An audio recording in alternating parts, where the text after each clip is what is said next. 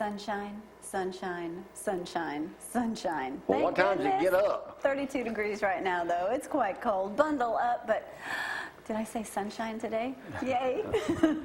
All right, the sun is going to shine. Good morning, I'm Jamie Cooper. Thank y'all for getting up with us on a Friday morning edition of Cooper & Company Live. This is Athens in the AM.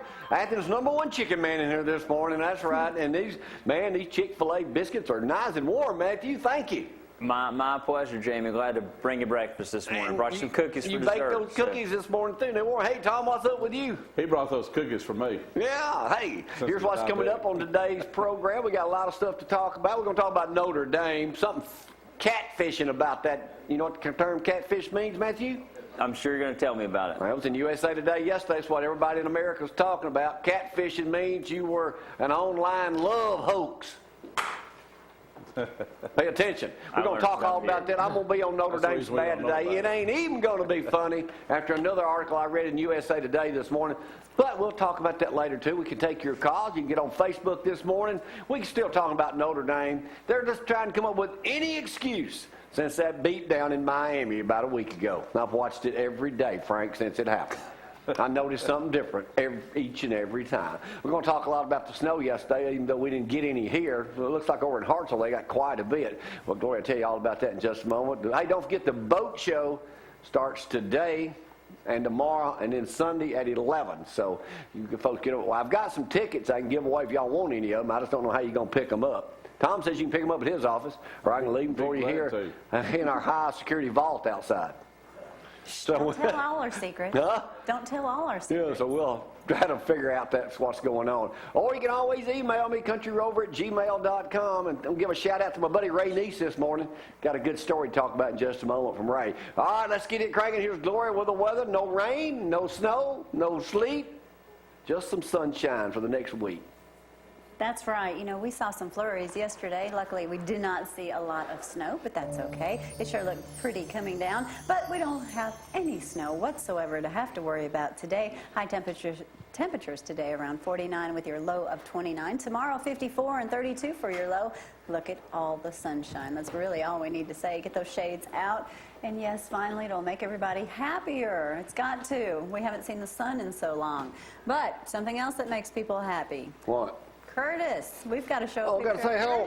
Got to give a shout out to Curtis Giles this morning. He's the #1 viewer of the Jamie Cooper Show. And he's watching this morning, and he says he'll watch Saturday, too. I bet old Curtis got a bunch of snow yesterday over in Hartselle. He did. Happy birthday, Curtis. I don't know when it is, but you're about my age, so I just wanted to give you a shout out. Old Curtis. The rodeo comes up over in, Anna Franklin's rodeo comes up in March, too, so we'll see him over there for that. We will. Civic Center, I told you, boat show. I may give away some tickets later, so we'll talk about that. Matthew, what's your impression on this Notre Dame thing?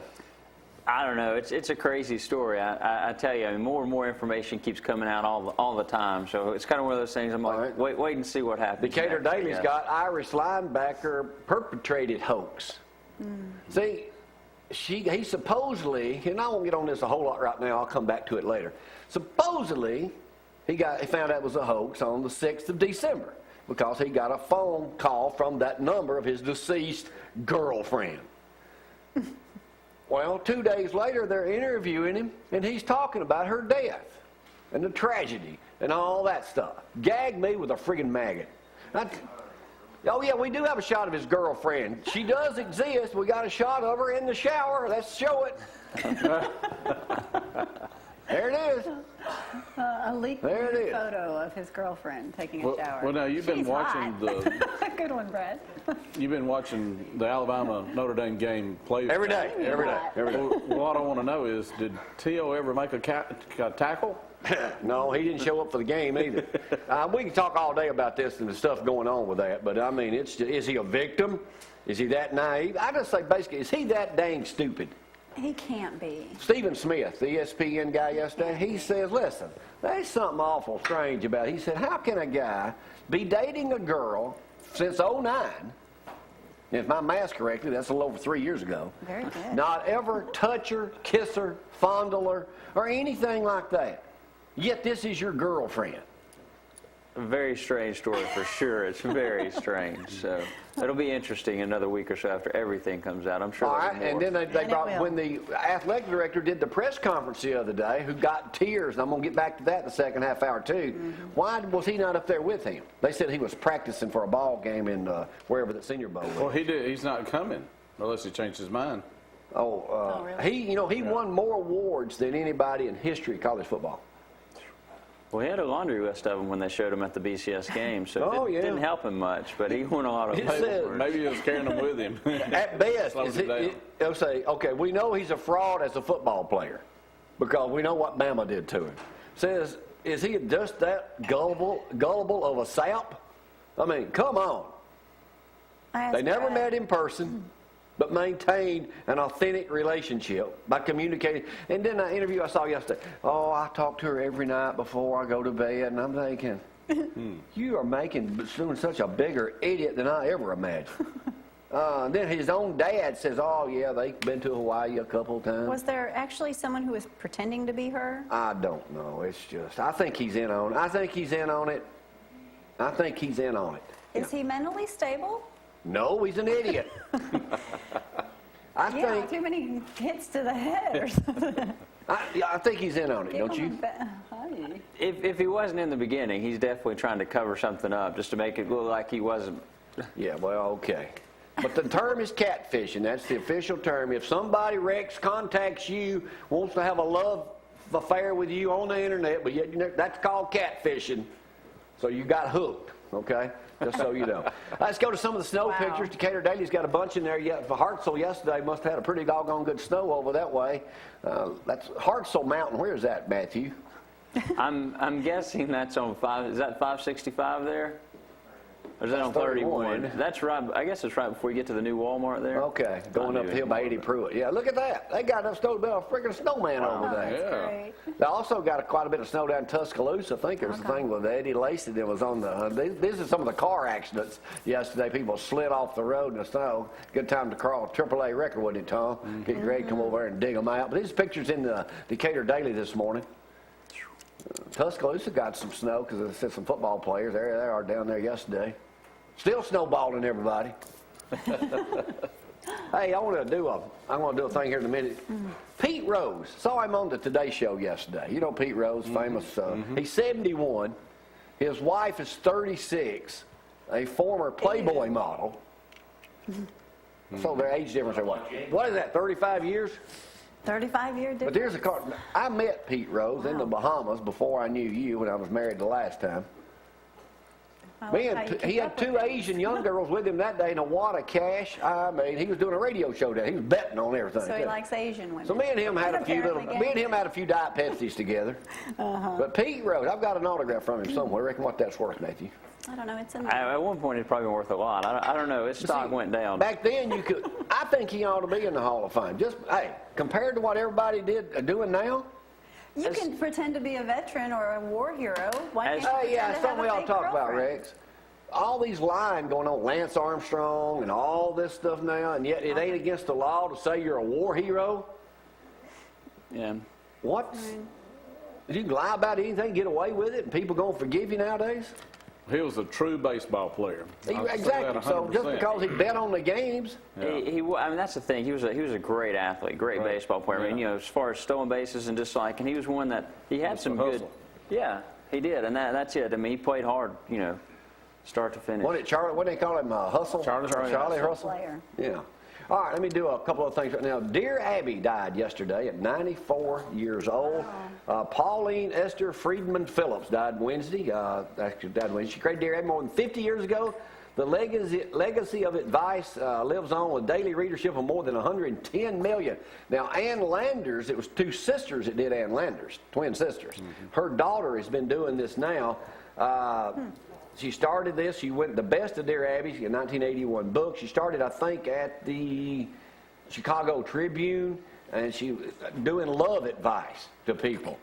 So she's doing that, and I still use her stuff to steal information from her. There's a reason why guys don't do these. Do advice. You know why, don't you, Matthew? Why? Tell me why. But there's a reason that guys. Be careful. I got to see if I can find it I first. thought he did advice columns Okay, about every other week. Why men shouldn't write advice columns, Matthew. Again, a shout out to Ray Neese this morning. Here's what it says. Let me read it. It says, "Dear Jamie, I hope you can help me. The other day I set off for work, leaving my husband at the house watching TV. Well, my car stalled, and then it broke down about a mile down the road from the house. As I had to walk back to get my husband's help, who I'd left him watching television, Matthew. When I got home, I couldn't believe my eyes, Jamie. He was in the bedroom with our neighbor's daughter. I'm 32, he's 34, and the neighbor's daughter is 19. We'd been married for 10 years. When I confronted him, he broke down and admitted they'd been having an affair for the past 6 months. He won't go to counseling, and I'm afraid I'm a wreck and need advice urgently. Can you please help me, dear Jamie?" And what does he say? Here's the response this guy wrote her back, and I'm using me as a reference to. "Dear Sheila, a car stalling after being driven a short distance can be caused by a variety of faults with the engine. Start by checking that there is no debris in the fuel line. If it is clear, then check the vacuum pipes and hoses on the intake manifold, and also check all grounding wires. If none of these approaches solve the problem, it could be that the fuel pump itself is faulty, causing low delivery pressure to the injectors. I hope this helps." So, you see, Matthew, there's a reason men don't do advice columns. That's a good reason not to. Now, would you know anything about any of that car talk you were just reading about? No. I mean, so I wouldn't be the one writing like that. Let's see, what would my advice be if I was responding to somebody walked back? I would say, well, what did the daughter look like? What did the daughter of the neighbor look like? Oh, so that wouldn't matter. No. Oh, come on. I mean, I could see where somebody could get caught in a situation like that. Nobody I know. But yeah, I mean, yeah. First of all, that's a long walk back, a mile. Didn't say what kind of weather it was either. Maybe it wasn't snowing and 30 degrees outside. Yeah, like it is this morning here. I'm just glad the sun has finally come out. So we're going to be talking a lot more about this Notre Dame deal. I'm just so glad we whipped them so bad. It wasn't even funny, was it, Matthew? I'm still talking about it. How many times have you watched the game since it happened, Matthew? I don't know, half dozen or so. I've watched it every day. I'm sorry, I haven't had time to watch it every day. Well, I only work an hour a day, so I got plenty of time, you know. That is true. That is true. It said here, it said, Gloria said it was y'all got to 30 get minutes. you got one of these? Not yet, no. You got to get one. You got to get one. The new one. The college football world had embraced Alabama and Notre Dame as an iconic matchup, pairing historic programs. Notre Dame had finished 12-0, the only major bowl-eligible unbeaten team, a stunning return to power after 2 decades of being worse than they ever had been. Yet all of this was undone in barely a quarter of football, as Alabama administered a physical and schematic beating not seen in a national championship game since '04. To quote Notre Dame's athletic director, they're not just better than us, they're better than everybody. Didn't we do that last year with LSU, though? Yeah. I mean, come on, since '04? It's just, and then I'm going to go out on a limb right now. No, we know what this is. I am going to predict that Alabama will win another national championship this coming year. No, Keith. Have y'all seen our You know what's schedule? going to be embarrassing if we don't, since you've seen the schedule? That's good. That's good. What? Okay, have you seen our schedule? I've seen our schedule, so And what's your prediction? I think we got a good shot to go all the way. I mean, we play A&M. So you're backing me. I would agree that I think we have the ability to go undefeated. I'm next saying we year. will do it. Okay. Now, I'm going to go out on another limb here. I'm saying A.J. McCarron may have a new girlfriend by next year. Oh, that's a right? big possibility. Oh, wait a minute. Let me rephrase it the other way, Tom. She may have another boyfriend. She's also covering the freaking Super Bowl. There she is right there with some clothes on. Is Brent But married? anyway, that Musburger thing still. Is he married? Brent?